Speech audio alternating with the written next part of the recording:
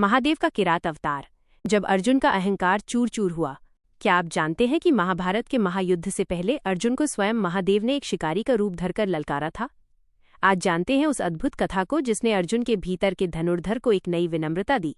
तपस्या और चुनौती। भगवान श्रीकृष्ण के मार्गदर्शन में अर्जुन पाशुपत अस्त्र की प्राप्ति हेतु हिमालय के इंद्रकील पर्वत पर कठोर तपस्या कर रहे थे। उनकी साधना की अग्नि इतनी तीव्र थी कि स्वर्गलोक तक इसकी गूंज पहुंच गई। लेकिन महादेव, जो केवल भक्ति और समर्पण देखते हैं, वे अर्जुन की परीक्षा लेना चाहते थे। तभी दुर्योधन का भेजा मूक असुर एक वराह सुअर का रूप धरकर अर्जुन की तपस्या भंग करने आया। अर्जुन ने अपना गांडीव संभाला और एक बाण चलाया।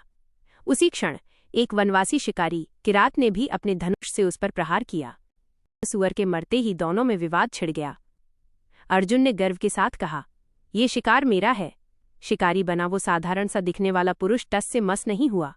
देखते ही देखते धनुर्धर अर्जुन और उस शिकारी के बीच युद्ध छिड़ गया।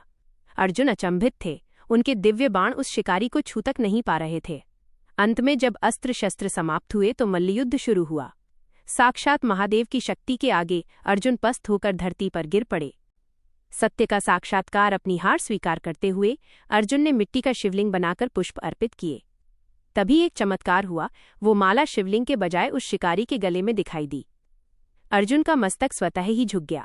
उन्होंने पहचान लिया कि वे किसी साधारण मनुष्य से नहीं बल्कि स्वयं देवाधिदेव महादेव से लड़ रहे थे। महादेव अपने वास्तविक स्वरूप में प्रकट हुए और बोले, पार्थ, मैं तुम्हारी वीरता और तुम्हारी निष्ठा से अत्यंत प्रसन्न हूँ। महादेव ने न केवल अर्जुन को क्षमा किया बल्कि उन्हें ब्रह्मांड का विनाशकारी पाशुपत अस्त्र भी प्रदान किया। दोस्तों, ये कथा हमें सिखाती है कि चाहे हम कितने भी कुशल क्यों न हो, अहंकार का अंत ही विजय की शुरुआत है। यदि आपको ये कथा पसंद आई हो तो कमेंट में हर हर महादेव लिखना न भूलें।